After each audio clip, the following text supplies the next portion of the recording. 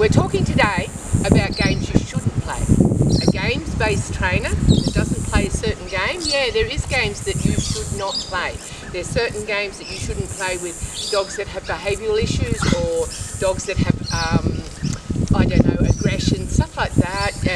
Working dogs you can play a lot of games with, but there's some games I wouldn't recommend. Now this game here I wouldn't recommend for any dog. What is it? It's a simple game of fetch. We've got here Candy, and I don't play fetch with this dog at all. She came to me when she was 14 months old, obsessed with this game, with a stick. And so this is the only time I would ever allow a stick to be thrown with her. Why? Because it is such a habit. And why? What is so bad about a dog going to get a stick and fetching it back to you? The simple reason is, number one, her bucket is always full. You know, she's always high. She can't relax. She's not calm. The other thing too, the value is in the stick, not me. She's not looking at me. She's not playing with me. She's playing with this stick. I'm the tool that throws it. And also she's going away from you. So the value is away from you. All your recall games and everything that you do when you play with a game or something like that, you are actually using the dog to stop, walk away, and reward it with a tug. It's running towards you, not away from you. This game has no benefit at all. Now, a lot of people say it's a bonding. As I just explained, no bonding. You know, there's no benefit for that dog. And as you can see, it becomes an obsession. Now, years ago, I went to a barbecue and there was a one of those blue heelers. And the owner of the blue heeler had a ball. He just constantly threw that ball backwards and forwards. The dog was off his scone by the end of it. You know, he was hot and his tongue was hanging. Next minute, the dog brings the ball to me. And I thought, I don't want to play this game. And the owner's sitting there saying, oh, look, he wants to play with you. Throw the ball, throw the ball. And I thought to myself, oh, for a start, I've got to touch this ball.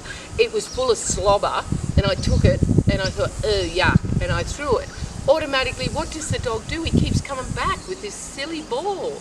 And the dog was hot and it wasn't listening. You know, you couldn't do a thing, other than play ball, you couldn't do a thing with that dog. You couldn't tell it to sit or get out or anything. The only thing it wanted to do was fetch this ball, like Candy. Have a look at her. She's not looking at me. She doesn't care if I'm here or not. Now, as I said, this dog came to me at 14 months old with this obsession. And it was just kids playing with her. Now the owner then took her to work when she was 8 months old, and she shut down. She shut down due to too much pressure, too young, multiple things. So what happened then, she took to stick playing in gusto. She just wanted to play this stick. The simple reason is it was the only thing she got praised for. So there was no, no other reason. She didn't get praised with her work with sheep or cattle. She got praised with this. And so when she come to me, she wouldn't work or do anything. So I got her working.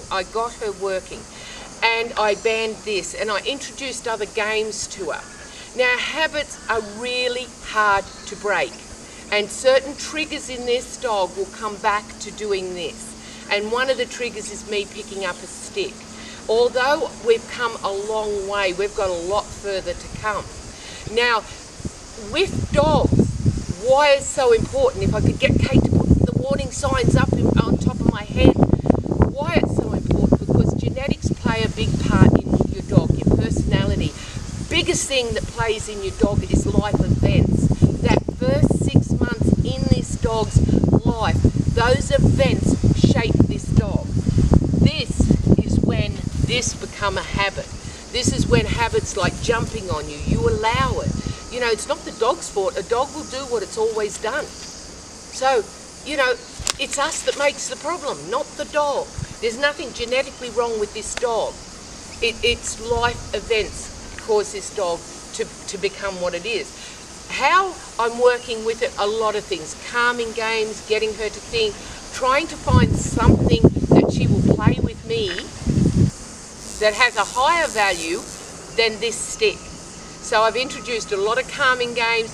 I've also introduced a tug, this. And I'm hoping this becomes a lot higher value because all of a sudden she wants to play with me. Tug. Yes, yes, good girl. Yes, what's this? Good girl, good girl. Oh, she loves a good game of tug. She loves a good game of tug. No, good girl. Stop. Get it? Oh, yes, yes. She's listening to me and playing with me, not the stick. She's not also away from me. We're working. We've got a long way to go. Like and follow, subscribe, and learn better games, better ways you can treat your dog. Learn about habits, learn how to avoid them, learn how to fix them, and learn the games you should be playing with your dogs. Like and subscribe.